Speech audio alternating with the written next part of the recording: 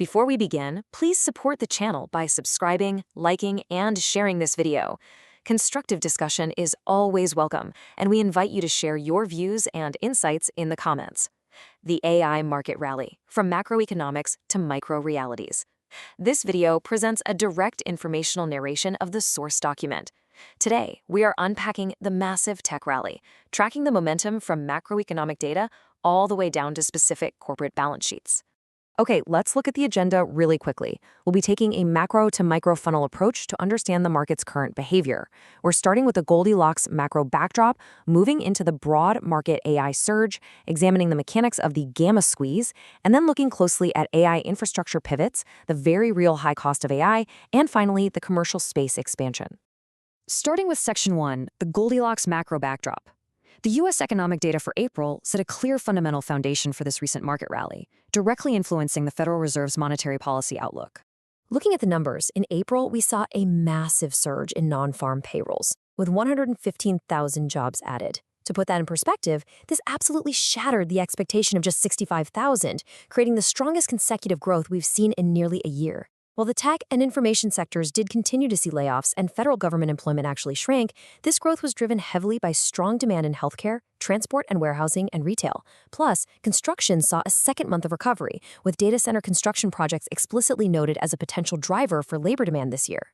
Alongside that remarkably strong job growth, the unemployment rate remained perfectly steady at 4.3%, which was exactly in line with market forecasts. The labor force participation rate also held firmly at 62.5%. Now, crucially, wage growth came in lower than expected. Wages grew 0.2% month over month and 3.6% year over year. This is such a critical data point because it really helped alleviate immediate inflation fears. It essentially showed that despite the labor market's incredible resilience, it is not triggering concerns of a wage price spiral. This is exactly what economists call a Goldilocks report.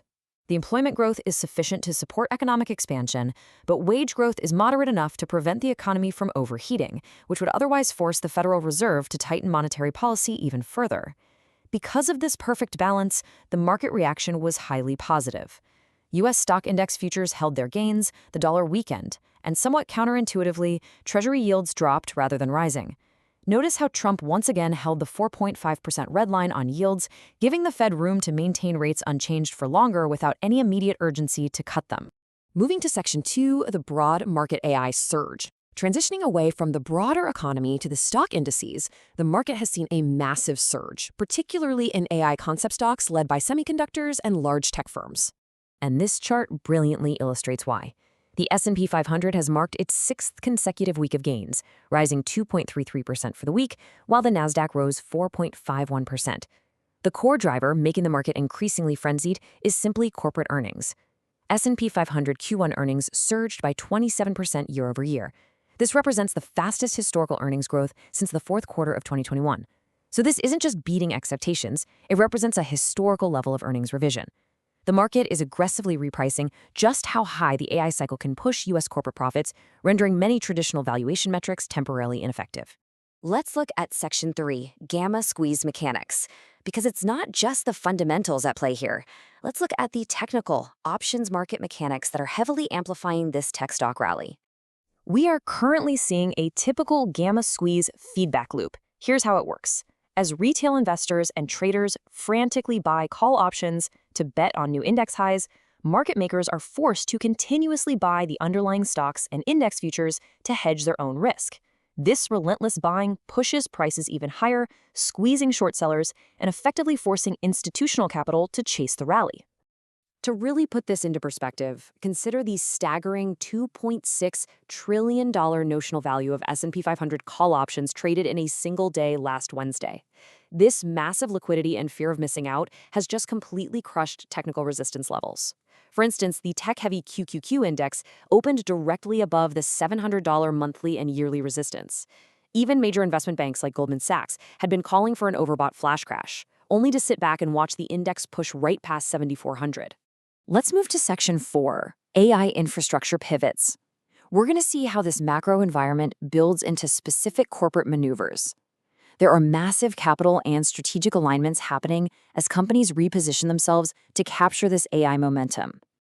We are seeing several massive partnerships unfold right now. Intel is reportedly forming a preliminary chip manufacturing agreement with Apple, establishing ties with three major tech giants, earning it the nickname the American version of Huawei. We're also tracking rumors of a $1.8 billion seven-year cloud computing deal between Akamai and Anthropic. Furthermore, NVIDIA announced a $2.1 billion investment in data center developer Irene, giving NVIDIA a 5-year right to purchase up to 30 million Irene shares at $70 each. Iron's situation perfectly illustrates the drastic pivots companies are making right now. They are completely abandoning their old Bitcoin mining business, incurring a $140 million impairment charge to become a global AI infrastructure provider. They have an incredibly aggressive goal of reaching 5 gigawatts of data center capacity by 2028. However, this comes at a steep price. Their cash reserves dropped from $3.26 billion to $2.21 billion in just 3 months. They burned over $1 billion in a single quarter, leaving them with roughly 2 quarters of runway before they'll likely need to raise capital again.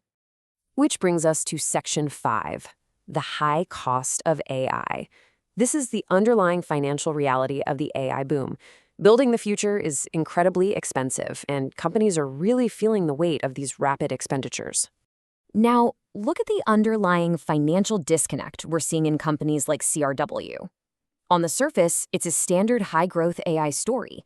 Their Q1 revenue literally doubled year over year to $2.08 billion, easily beating expectations. But their profitability isn't keeping up with their expansion. In fact, their net loss actually expanded by 135%, reaching a massive $740 million for the quarter.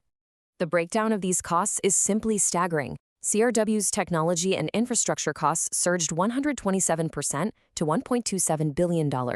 Sales and marketing spiked over 600% to $69 million. But most critically, their net interest expense hit $536 million, accounting for nearly 26% of their total revenue. So despite a massive backlog of nearly $100 billion, the heavy cost burden led management to issue conservative Q2 revenue and operating profit guidance, which immediately poured cold water on the market and caused the stock to plummet.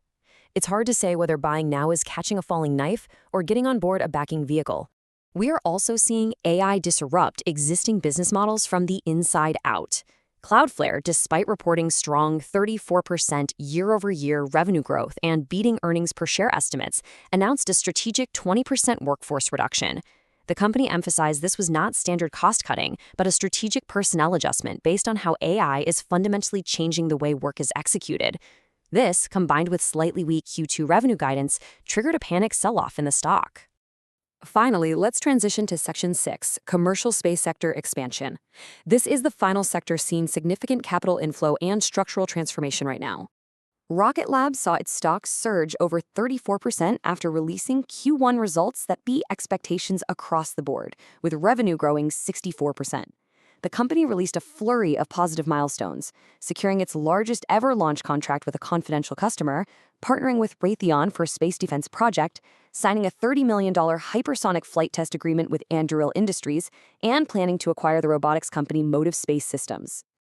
The market is quickly realizing Rocket Lab is no longer just a launch provider, but is undergoing a structural shift towards a complete space infrastructure platform.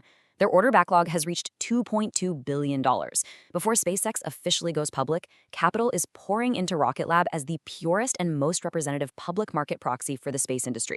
The hot money is aggressively sweeping through the market, heavily concentrated in these transformative sectors. So the crucial point is this. With the market pricing in historical earnings revisions, aggressive AI capital expenditures, and technical options mechanics driving relentless buying, what level of negative data would it actually take to break this highly leveraged, gamma-fueled momentum? We'll leave you with that provocative thought. Thank you for tuning into this explainer, and we will see you next time.